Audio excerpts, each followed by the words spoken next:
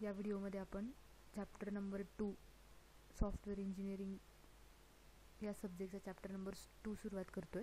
Chapter number 2चं name आहे software requirement engineering आणि या व्हिडिओमध्ये आपण दोन टॉपिक्स पाहणार आहोत from chapter number 2. First one is software engineering practices and second one is core principles of software engineering. Okay, so first one software engineering practices. Software engineering practices म्हणजे काय की आपल्याला ज्या अम्ब्रेला ॲक्टिव्हिटीज किंवा कोणत्या framework activities ज्या आपण पाहिल्या फर्स्ट चॅप्टरमध्ये, कम्युनिकेशन, प्लॅनिंग, मॉडेलिंग, कन्स्ट्रक्शन, ह्या ज्या ॲक्टिव्हिटीज आहेत सॉफ्टवेअर डेव्हलपमेंटसाठीच्या, त्याच्यासाठी तुम्हाला कोणत्या मेथड्स यूज करायच्यात किंवा कोणते प्रॅक्टिसेस फॉलो करावे लागतील किंवा त्या कशा म्हणजे त्याच्यासाठीचे प्रिन्सिपल्स. ओके, कोणते प्रिन्सिपल्स फॉलो केले तर त्या इफेक्टिव्ह तुम्ही त्या ॲक्टिव्हिटीज परफॉर्म करू शकता, याच्यासाठीचे जे रूल्स आहेत त्याला काय म्हणायचं, software engineering practices. First point is generic framework activities like communication, planning, modelling, construction and deployment and umbrella activities establish a basic architecture for software engineering work. Here you will understand the generic concepts and principles that apply to framework activities. Okay, मी आता सांगितलं की ह्या ज्या generic framework activities आहेत आणि umbrella activities आहेत त्या काय करत असतात, तुमचे सॉफ्टवेअर इंजिनिअरिंग वर्कसाठी बेसिक आर्किटेक्चर तयार करतात. ओके, सो तुम्हाला ह्या ॲक्टिव्हिटीज परफॉर्म करण्यासाठी हे इंजिनिअरिंग प्रॅक्टिसेस जे आहेत ते काय करणार आहे, काही कन्सेप्ट सांगणार आहे, काही प्रिन्सिपल्स एक्सप्लेन करते. हे इंजिनिअरिंग प्रॅक्टिसेस ते तुम्हाला काय करायचे, फॉलो करायचे. Okay, during the software development life cycle while performing the framework activities. Second point is software engineering practices consist of a collection of concepts, principles, methods and tools that a software engineering calls upon on a daily basis. Okay, software engineering प्रॅक्टिसेसमध्ये काय काय असतं, collection of concepts, different concepts असतात, principles, methods and tools. आणि हे ज्या चार गोष्टी आहेत तुम्ही त्या सॉफ्टवेअर डेव्हलपमेंट करताना सॉफ्टवेअर डेव्हलपर किंवा जे टीम मेंबर्स असतात ते डेली काय फॉलो करतात. ओके, डेली त्यांना फॉलो करावे लागतात.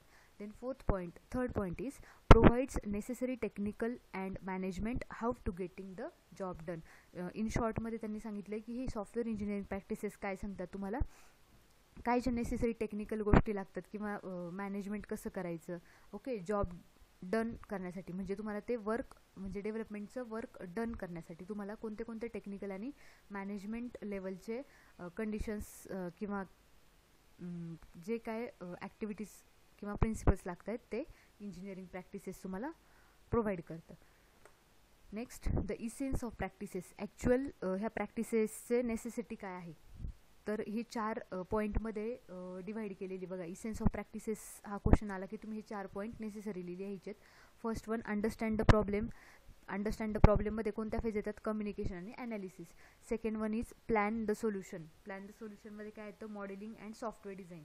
नंतर third one is carry out the plan म्हणजे code generation. Carry out plan म्हणजे प्लॅननुसार तुम्हाला वर्क करायचं म्हणजे त्याला कोड जनरेशनवर येतं ते.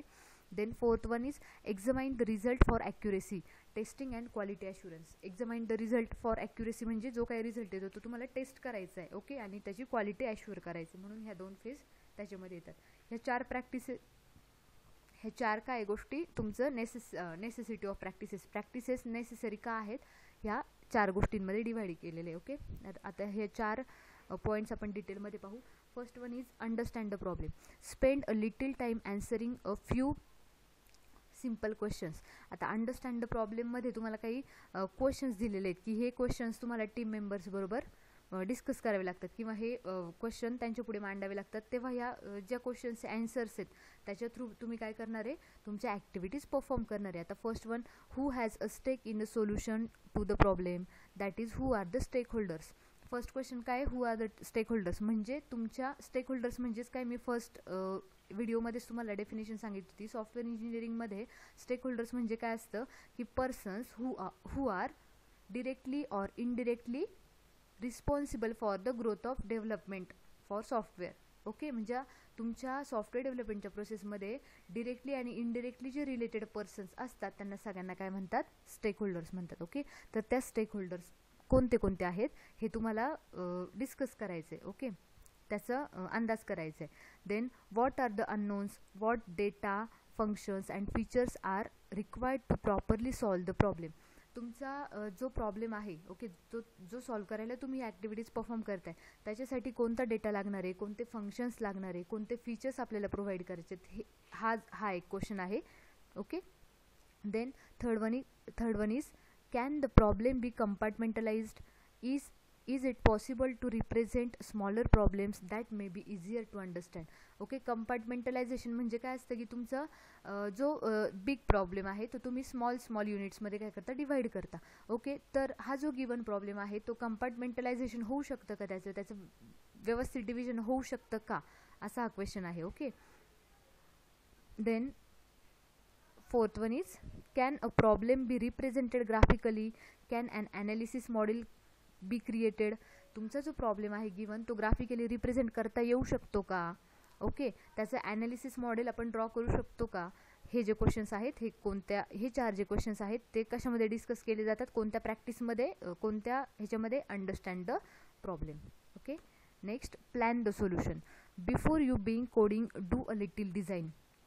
तुम्ही सोल्युशन प्लॅन करायचे म्हणजेच काय की तुम्हाला ॲक्च्युअल कोडिंग करायच्या आधी तुम्हाला काय करायचं आहे, डिझाईन करायचे परफेक्ट, नंतरच तुम्ही कोडिंगला जायचं. ओके. तर त्याच्यासाठी कोणते क्वेश्चन अराईज होतात? Have you seen similar problems before? Is there existing software that implements the data functions and features that are required? म्हणजेच काय की तुमचा हा जो प्रॉब्लेम आहे तुम्ही सॉल्व करताय त्याच्यासारखा सेम प्रॉब्लेम आधी सॉल्व केलेला आहे का, आणि जर केला असेल तर त्याच्यासाठी काही ह्या प्रॉब्लेममध्ये यूज होईल असं डेटा फंक्शन्स फीचर्स अवेलेबल आहेत का ह्या प्रोग्राममध्ये, जे ह्या प्रॉब्लेमच्या सोल्युशनमध्ये तुम्हाला जे फीचर्स किंवा डेटा किंवा फंक्शन्स लागणार आहेत त्या आधीच्या प्रॉब्लेममध्ये वापरलेले एक्झिस्ट आहेत का, हा क्वेश्चन अराईज होतो. Then second one, has a similar problem been solved? If so are elements of a solution are reusable? Same काय म्हटले त्यांनी, सेम प्रॉब्लेम सॉल्व केलेला आहे का आधी, आणि जर केला असेल तर त्याचे इलिमेंट्स रियुजेबल आहेत का. ओके. तुमचे ऑब्जेक्ट ओरिएंटेड कन्सेप्ट्स ज्या असतात त्याच्यामध्ये रियुजेबिलिटी हा मेन फॅक्टर असतो, कारण की रियुजेबिलिटी तुमच्या एक्झिस्टिंग म्हणजे जे एक्झिस्टिंग आधी सॉल्व केलेलं आहे ज्याचे तुम्ही कंपोनंट्स यूज करणार आहात त्याचं पण इम्पॉर्टन्स वाढवतो आणि टाईम पण वाचवतो. आणि थर्ड वन काय आहे की तुमचा न्यू जो प्रॉब्लेम तुम्ही सॉल्व करताय त्याच्यासाठी पण तो त्याचं इम्पॉर्टन्स वाढवतो जेव्हा तुम्ही रियुजेबिलिटी मेंटेन करताय किंवा यूज करताय एखादा component double. Can sub problems be defined? If so are solutions ready for the sub problems? Okay. तुम्ही सब प्रॉब्लेम्स डिफाईन केलेले आहे का? If so are solutions ready for the sub problems? जर define केलेले असतील तर त्या सब प्रॉब्लेमसाठी तुमच्याकडे सोल्युशन्स रेडी आहेत का. ओके. हे तुम्हाला क्वेश्चन्स हे करायचे. देन लास्ट क्वेश्चन काय आहे बघा, can you represent a solution in a manner that leads to effective implementation? Can a good design model be created? तुम्ही सोल्युशनला असं हे करू शकता का रिप्रेझेंट की बाबा ज्याच्याने तुमचं ॲक्च्युअल कोडिंग काय होणार आहे, इफेक्टिव्ह होईल. ओके. तुम्ही तुमच्या सोल्युशनला असं रिप्रेझेंट करू शकता का. ओके. असा हा एक लास्ट क्वेश्चन आहे. Then third one, carry out the plan. Plan carry out करताना कोणते क्वेश्चन्स, हे 2 क्वेश्चन्स दिलेले. Does the solution confirm to the plan? Is source code traceable to the design model? म्हणजेच काय की तुमचं सोल्युशन जे आहे ते तुमचा प्लॅन कन्फर्म झालाय का. ओके. हे तुम्ही एकदा कन्फर्म करायचे. आणि तुमच्या सोर्स कोड जो आहे तो योग्य पद्धतीने तुम्ही हे करताय का, डिझाईन मॉडेलच्या नुसार सोर्स कोड योग्य पद्धतीने चालू आहे का. Okay. Then is each component part of a solution probably correct?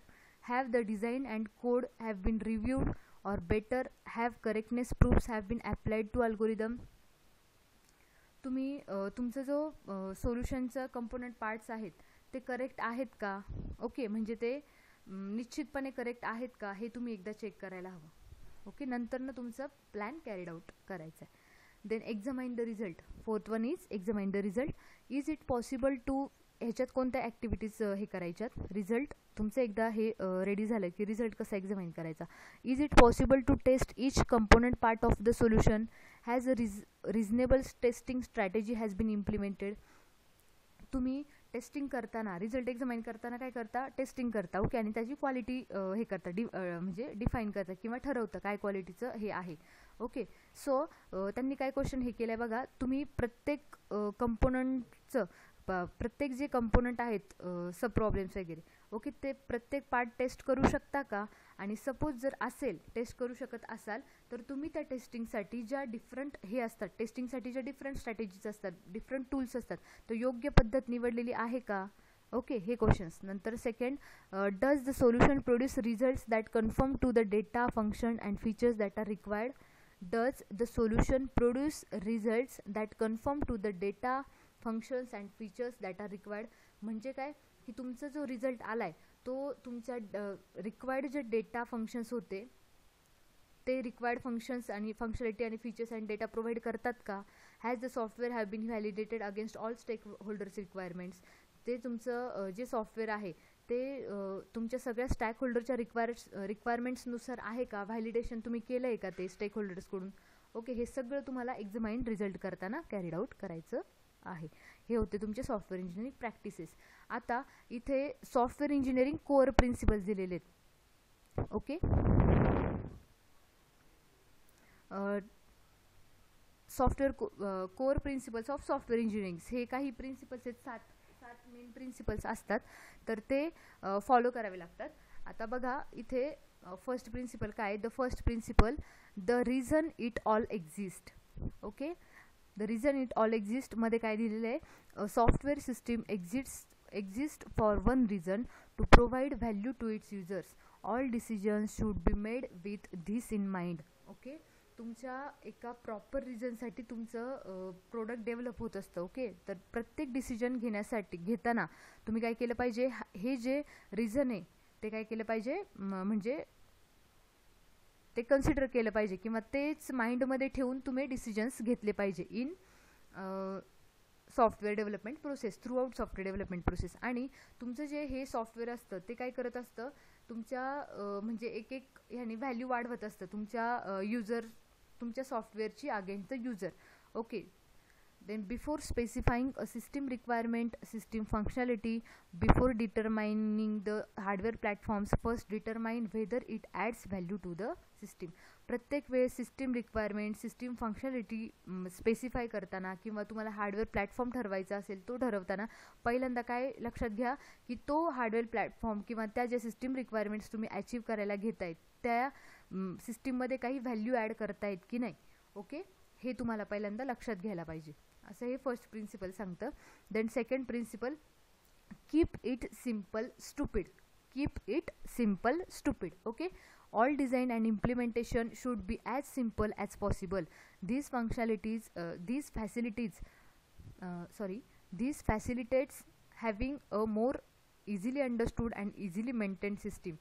तुम्हाला तुमचं जे सॉफ्टवेअरचं डिझाईन आहे आणि जे इम्प्लिमेंटेशन पार्ट आहे ते जेवढं सिम्पल ठेवता येईल तेवढं सिम्पल तुम्हाला ठेवायचं आहे, कारण की ते बेटर अंडरस्टूड झालं पाहिजे, म्हणजे ते बेटर अंडरस्टँडेबल असलं पाहिजे टू युजर.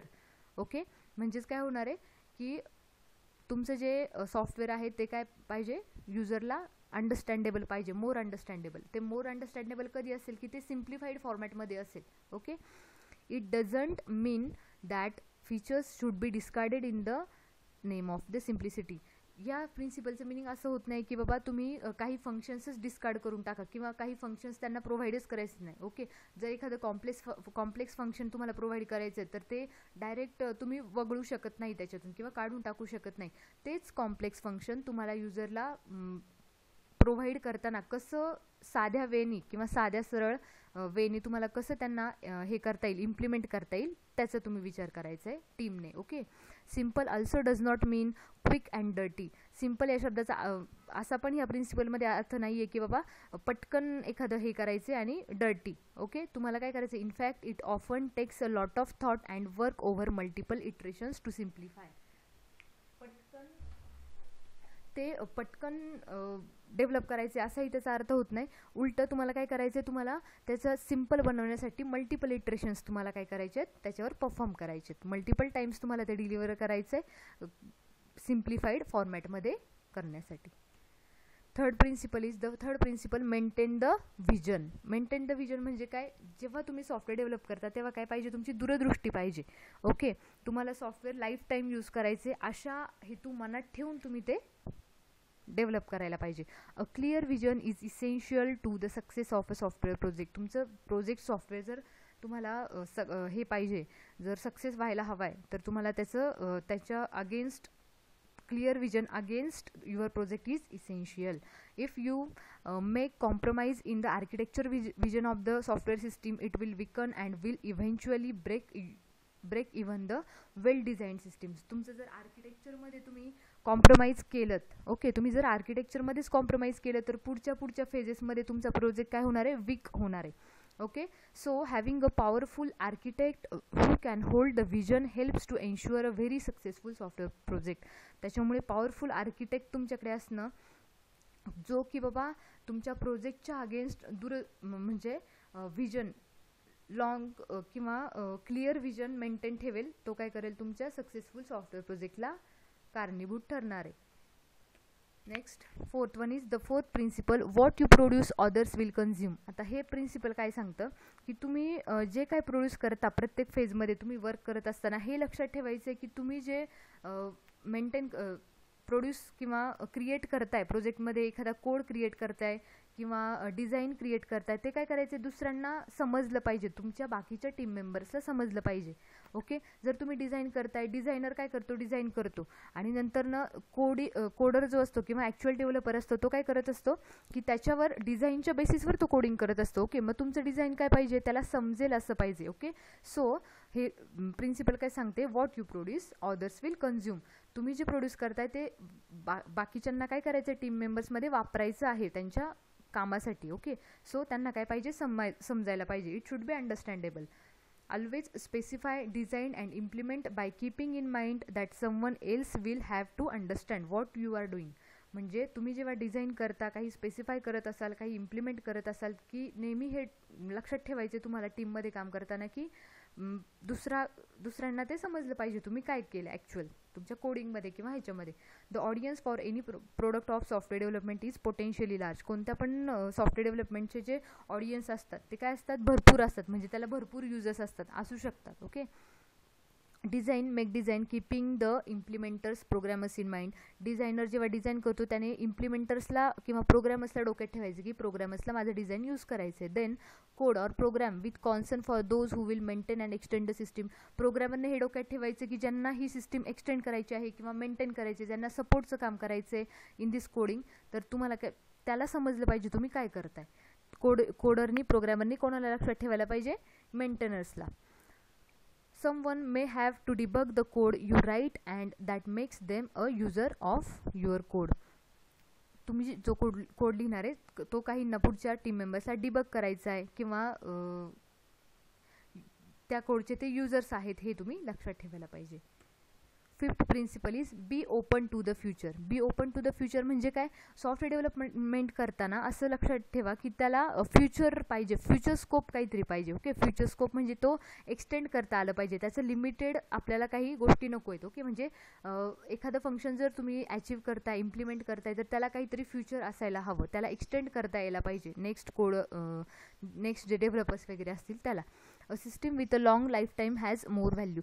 ज्या सिस्टीमला, ज्या प्रोजेक्टला, तुमच्या सॉफ्टवेअर प्रोजेक्टला लॉंग लाईफ टाईम आहे, ओके, तोच काय असते, त्याला जास्त व्हॅल्यू असते. Okay, true industrial strength software systems must last for a longer.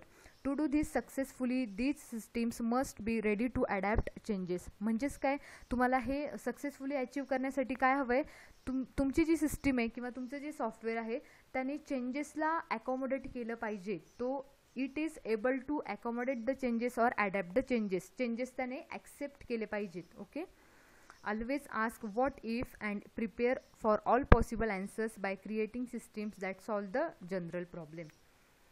Sixth principle काय आहे बघा, प्लॅन अहेड फॉर रियूज. तुम्हाला जर एखादं हे रियूज करायचे तर त्याच्यासाठीचा प्लॅन बनवायला पाहिजे. आधीचे कंपोनंट्स जर तुम्हाला यूज करायचे असतील तर त्याच्यासाठीचा प्लॅन रेडी हवा. Reuse saves times and efforts. हे नेहमी लक्षात ठेवा की तुम्हाला जर रियूज करायचं आहे, एखादे कंपोनंट्स किंवा इम्प्लिमेंटेशन रियूज करायचं आहे, तर त्याच्यासाठी त्याचं मेन हे काय असतं की तो टाईम आणि एफर्ट्स काय करतो, सेव्ह करतो. त्याच्यामुळे तो कधी पण बेनिफिशियल आहे. Reusability is always beneficial for software development. The reuse of code and designs has a major benefit of using object oriented technologies. जेव्हा तुम्ही ऑब्जेक्ट ओरिएंटेड कन्सेप्ट वापरत असता, तुम्ही OOP मध्ये पाहिलं असेल, रियुजेबिलिटी आपण इनहेरिटन्सचे अचीव्ह करतो. त्याचे दोन हे आहेत की बाबा space complexity and time complexity. Okay, in the sense of programming, the reuse of code and design has a major benefit by when of using object oriented technologies use करताना तुम्हाला चांगलं बेनिफिट देतं कोणतं, कोडचं आणि डिझाईनचं रियुजेबिलिटी. Planning ahead for reuse reduces the cost and increases the value of both the reusable components and the systems into which they are incorporated. आता तुम्ही जे reuse ह्या प्रिन्सिपल काय सांगते की तुम्हाला जे जे रियूज करायचं आहे त्याचं प्लॅन बनवा. ओके, तर तुम्हाला प्लॅनिंग जर हे तुम्ही केलं तर ते तुमचं कॉस्ट पण रेड्यूस होणार आहे. आणि अजून एक गोष्ट म्हणजे कशाची व्हॅल्यू वाढते, increases the value of both the reusable components. तुमचं जे रियूज करताय तुम्ही ज्या कंपोनंट्सची त्याची पण व्हॅल्यू वाढते. आणि तुम्ही जे ज्या सिस्टीममध्ये म्हणजे जी नवीन सिस्टीम तुम्ही डेव्हलप करताय, ज्याच्यात तुम्ही यूज करताय तुमचे कंपोनंट्स, रियुजेबल कंपोनंट, त्याची पण काय होते, व्हॅल्यू वाढते. प्लस तुमची कॉस्ट रेड्यूस होते, तुमचा टाइम वाचतो आणि एफर्ट्स पण वाचतात. Seventh one principle, the seventh principle, think, placing clear complete thought before action almost always produces better results. पहिल्यांदा काय करा, कोणती पण ॲक्शन परफॉर्म करण्याच्या आधी तुम्ही काय करा, विचार करा त्याच्यावर. ओके, नंतर ते तुम्ही प्रोडक्ट प्लेस करा. When you think about something you are more likely to do it right. You also gain knowledge about how to do it right again. तुम्ही जेव्हा एखाद्या गोष्टीवर विचार करता तेव्हा तुम्हाला ती गोष्ट कशी राईट वेने परफॉर्म करायची हे पटकन समजतं. Okay, so first thing and then take action.